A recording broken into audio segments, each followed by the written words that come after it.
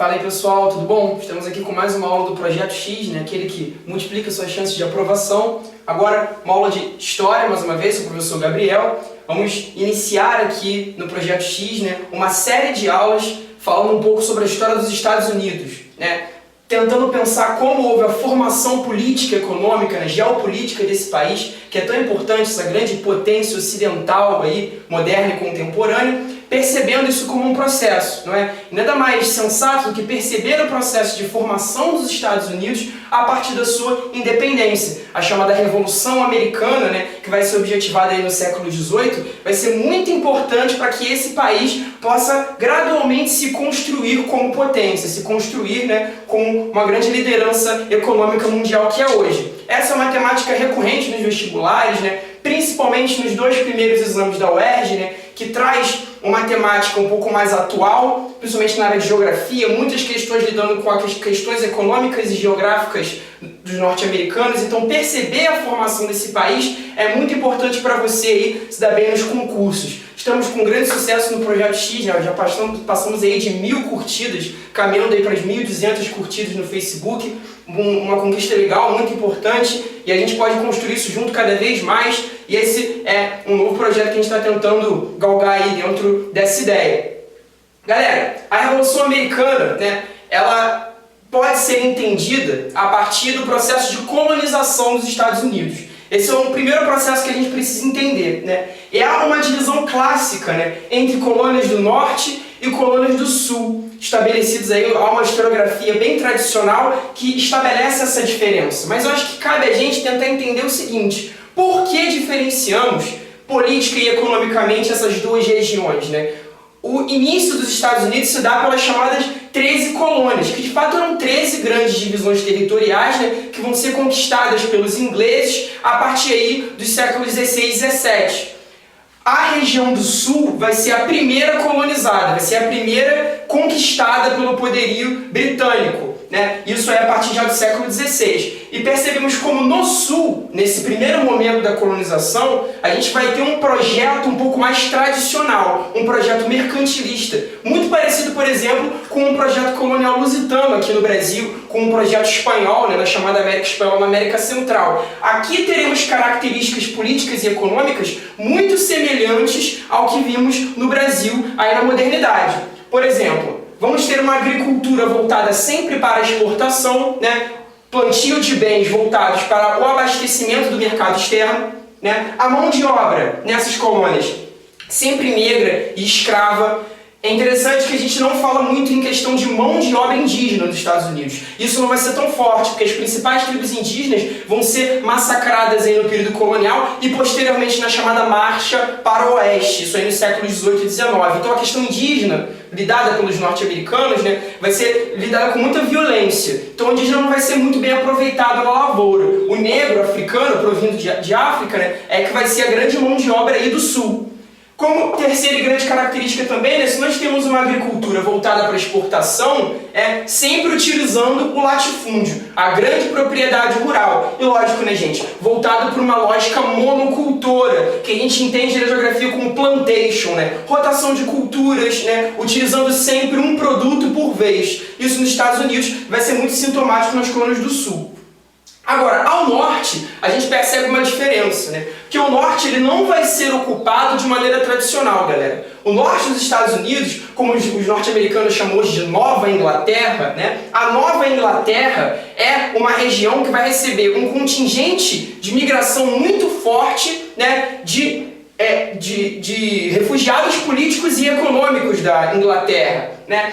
Principalmente ligados a religiões protestantes, os chamados peregrinos, como os americanos chamam de pilgrims, né? Os pilgrims teriam sido aqueles que fugiram dos estados da Britânia, né? Fugidos da Inglaterra, né? Perseguidos por serem republicanos, perseguidos por serem de religiões contrárias ao catolicismo, e ocuparam essa região a partir do primeiro navio, chamado pelos americanos de Mayflower, né? A Flor de Maio, que teria sido aquele navio que fez com que essa região pudesse ser a Nova Inglaterra. Por isso recebe esse nome, porque é tomado como uma nova moradia, como um novo recomeço para esses indivíduos, esses homens e mulheres. E lá eles vão iniciar um tipo de colonização que que a historiografia tradicional vai chamar de ocupação, porque o grande intuito, na verdade, não era abastecer o mercado externo, como nós vamos ver aqui no Sul. O grande intuito do Norte, na verdade, desses indivíduos, é a sua própria sobrevivência, ter uma vida digna. Então teremos, por exemplo, uma agricultura voltada para a subsistência, voltada para o próprio aquecimento do próprio mercado, uma mão de obra livre, assalariada, que aqui nós vamos chamar de servidão de contrato, O indivíduo vai vir da Inglaterra para a América e vai trabalhar para pagar a sua viagem, depois de receber um pedaço de terra, Sempre voltado para um esquema de pequena propriedade rural, é o chamado minifúndio, e uma atividade policultora, bem diferente do Sul, que nós temos a questão da rotação de cultura sempre voltada por um produto por vez. Então aqui nós vamos ver características mais diversas, Uma pretensa modernidade econômica ao norte. E o sul vai ser sempre ligado a essa questão um pouco mais atrasada, uma economia um pouco mais retrógrada. Galera, só que isso vai haver uma mudança, Passando aqui para o nosso segundo momento, a gente vai perceber o seguinte: a Inglaterra, conforme a gente vai ver o desenvolvimento econômico dessas colônias, dessas 13 colônias, a Inglaterra vai lidar com essas colônias de maneira um pouco distanciada. É o que nós vamos chamar, os historiadores, de negligência salutar, não é mesmo? Você deve ter ouvido falar que a negligência salutar era um tipo de política colonial desenvolvido pelos britânicos em um certo distanciamento em relação aos Estados Unidos. Negligência quando você se negligencia, quando você se nega a alguma coisa. Salutar quando você desenvolve uma atividade que é saudável, ou seja, você se nega e isso é saudável para você mesmo, no caso, saudável para a Inglaterra, porque ela estava tão concentrada nos seus próprios aspectos políticos. Ela passa por uma revolução burguesa, chamada Revolução Gloriosa, as revoluções inglesas, muitas guerras ocorrendo na Europa fizeram com que a Inglaterra se voltasse para ela mesma, não ligando muito para as colônias. Só que isso vai haver uma grande transformação a partir do século XVII, principalmente. É o que eu estou chamando de mudança na política colonial britânica. Isso se dá por 3 grandes fatores, essa mudança, Esse fim da negligência salutar e o princípio de uma nova relação entre metrópole e colônia. Primeira questão, a Revolução Industrial. Galera, quando a Inglaterra passa por uma grande revolução do seu modo de produção, a gente sabe que ela é a pioneira nesse processo, estabelecimento de fábricas, de manufaturas desenvolvidas, a indústria têxtil, ela tem necessidade de novos mercados. Claro, ela vai produzir uma gama infinita de produtos com uma rapidez, uma desenvoltura muito grande, então ela precisa de mercados. Para quê? Para abastecer essa produção, para fazer com que agora a minha nova produção industrial possa ser comprada pelo mundo. E para quem que ela vai olhar agora como um novo mercado em potencial, que pode comprar esses produtos? Para as suas colônias. Esse é o primeiro fator. Segundo fator, muito importante, a Guerra dos 7 Anos. A Guerra dos 7 Anos, ocorrida aqui entre 56 e 63, século XVIII, vai ser um conflito armado entre os ingleses e os franceses, certo? Disputas territoriais por colônias na América e na África, entre britânicos e franceses. A Inglaterra, ela sai vitoriosa desse conflito, galera. Mas a gente sabe, que por mais que você saia vitorioso de uma guerra, de uma luta, de uma briga, você sai com dificuldades. Não é porque os ingleses saíram vitoriosos desse conflito que eles saíram por cima da carne seca. Por mais que você se envolva e saia com uma vitória de um conflito, você sai com alguns danos econômicos. A Inglaterra sai da Guerra dos 7 Anos com penalidades econômicas e políticas muito fortes. Então ela vai precisar mais um fator que vai fazer com que ela olhe para a colônia com uma determinada, com um outro olhar. A Guerra dos 7 Anos é determinante para isso, para essa virada. Último fator, galera, não menos importante, vai haver uma grande ampliação do comércio intracolonial. Os ingleses vão perceber que lá nas 13 colônias, principalmente nas colônias do norte, que nós falamos agora há pouco, havia um comércio interno super desenvolto. Então, há necessidade de combater o contrabando de produtos, combater esse comércio interno, esse comércio intracolonial. E como eles podem fazer isso? Colocando seus próprios produtos na colônia. Esse é o último fator determinante que vai fazer com que a Inglaterra agora passe a agir com um braço um pouco mais firme em cima das suas colônias. E isso vai ser muito importante para o início do processo de insatisfação dos próprios colonos. É um processo que a gente vai ver posteriormente.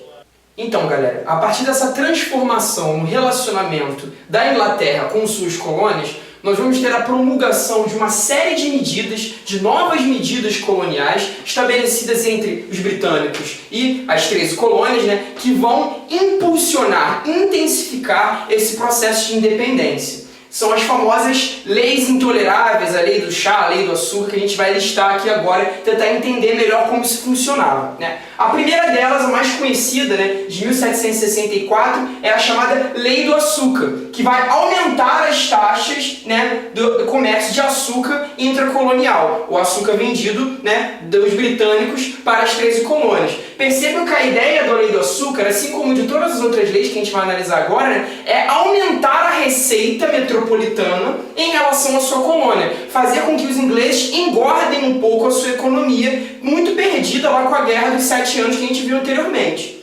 Segunda lei promulgada no ano seguinte, a Lei do Selo, que obrigava a utilização do selo em todo e qualquer documento produzido dentro da colônia. Você pensa, pô, Gabriel, mas como assim? No que a obrigação da utilização do selo vai ajudar a Inglaterra a aumentar a sua receita? Gente, sabemos que documentos são produzidos todos os dias. Então, se você obriga os colonos a utilizarem um documento, um selo por documento, você, de fato, acaba ganhando muito no montante geral. E ainda existe uma questão além dessa lei do selo, que faz com que os metropolitanos da Inglaterra consigam fiscalizar melhor todo e qualquer documento produzido na colônia. Então perceba que você tem um ganho duplo, né, com a lei do selo. Um ganho econômico e um ganho político. Ao passo que eu aumento a minha receita com a venda de selos, eu também aumento o meu controle sobre a ideologia dos colonos. Isso é muito importante nesse momento, né? 2 anos seguintes, em 1767, nós temos os chamados Atos Townshend, que são uma série de impostos que aumentam as taxas de importação de vários produtos que entram na colônia. Nós temos a tinta, o vidro, o chumbo, uma série de produtos que funcionavam como matéria-prima para os colonos, vão sofrer uma sobretaxa, né, a partir do ministro Townshend, por isso o nome, Atos Townshend, né, que vão também dificultar um pouco o desenvolvimento desse comércio intracolonial, fazendo com que os produtos ingleses entrem agora na colônia com um preço elevado. Galera, a mais importante desse período, que geralmente aparece nos concursos, muito comum, é a Lei do Chá de 1773. Né? Ela, diferente das outras, que simplesmente aumentam as taxas do produto, né, colonial, criam um monopólio em relação ao chá britânico. Ou seja, agora as 13 colônias só podem comprar chá dos próprios ingleses. Criam uma relação de exclusividade com o comércio do chá, né? Isso vai ser muito importante para o desenvolvimento do chamado Tea Party Boston Act, é uma festa do chá de Boston, né? Que apesar de ter esse nome, né, como uma festa, na verdade não foi bem uma festa, né? Foi uma reivindicação, né, por parte dos colonos que se reuniram no porto de Boston, né? Invadiram um carregamento de chá britânico e jogaram esse carregamento, uma série de caixas de chá ao mar, né? Engraçado que na ocasião eles se fantasiaram de índios, né? Para causar uma confusão por parte dos colonos, dos metropolitanos, dos donos do barco.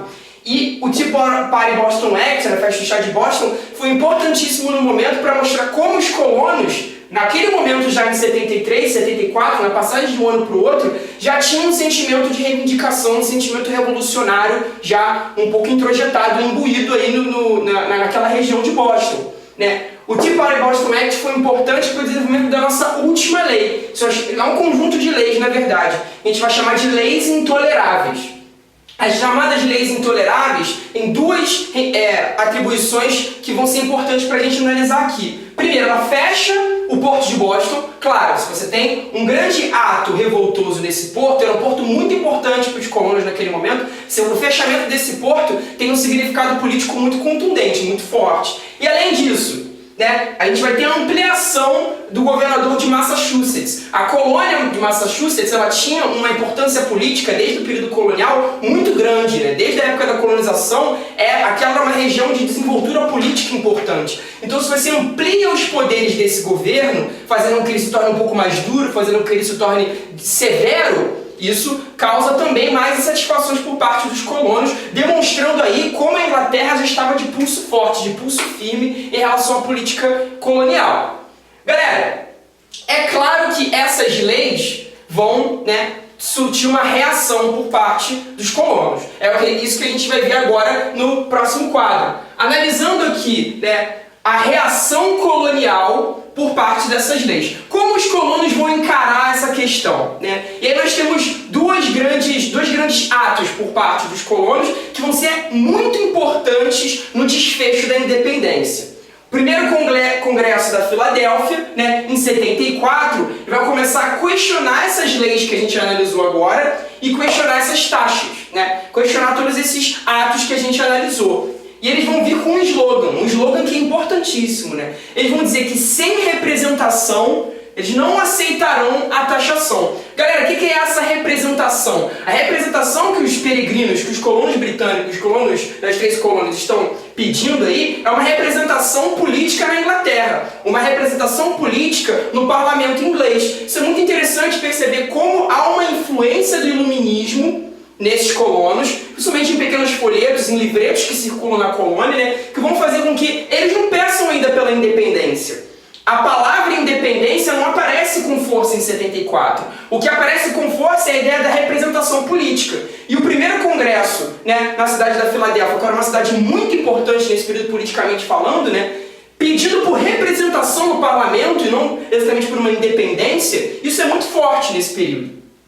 É claro que essas reivindicações não vão ser atendidas, né? E a gente vai ter no ano seguinte a formação do primeiro exército colonial, liderado aí por uma figura de conhecimento mundial, seria o George Washington. George Washington, ele era um nobre, né? Um membro de uma determinada burguesia colonial, né? Um latifundiário, que vai liderar um processo de militarização, né? Por parte de pequenas milícias e vão se organizar lutando agora sim por uma independência, que vai ser conversada no chamado segundo congresso da Filadélfia, em 75, no ano seguinte. Aqui sim, nós vemos uma proposta de independência forte. A palavra aparece, né, no congresso. Começa a se discutir essa ideia de se deslocar, né, se desfazer, se desgarrar do poderio britânico. E é aí que eles planejam a declaração de independência. Nós temos uma outra figura importantíssima, que ao lado de George Washington é fundamental na independência, seria Thomas Jefferson. Eles dois, né, seriam os primeiros pais fundadores, né, da grande nação norte-americana, que eles vão chamar de Founding Fathers, aqueles que vão fundar a ideia dos Estados Unidos, fundar a ideia do grande Estado americano, democrático, liberal, né, voltado para as minorias, pela igualdade, que são preceitos iluministas. Temos uma grande guerra civil, né? Os colonos norte-americanos vão ser ajudados pelos franceses, tropas francesas são enviadas, e em 76 eles conseguem objetivar a sua independência, e a famosa Declaração de Independência, que é tão bem colocada entre os americanos hoje com muito orgulho, né, é promulgada em 76, só vai ser reconhecida em 1783, né, no chamado Tratado de Paris ou Versalhes. Muita atenção, gente. Nós temos o Tratado de Paris, existe o Tratado de Paris e existe o Tratado de Versalhes, aquele conhecido, né, do final da Primeira Guerra Mundial. Esse tratado tem os dois nomes. Alguns livros tratam como o Tratado de Paris, outros tratam como o Tratado de Versalhes. Por isso estou colocando os dois nomes. Você consegue identificar, você é aluno X, né, de qualidade, consegue identificar pela data. 1783 você vai saber se trata desse tratado. É aquele que sela o reconhecimento dos britânicos por parte da independência norte-americana de fato. Aqui nós temos a fundação dos Estados Unidos da América. Agora não são as 13 colônias dispersas, são Estados Unidos, que vão tentar agora lutar por uma história que a gente conhece bem, de muita vitória, né, e sucesso econômico a partir do século XVIII e XIX.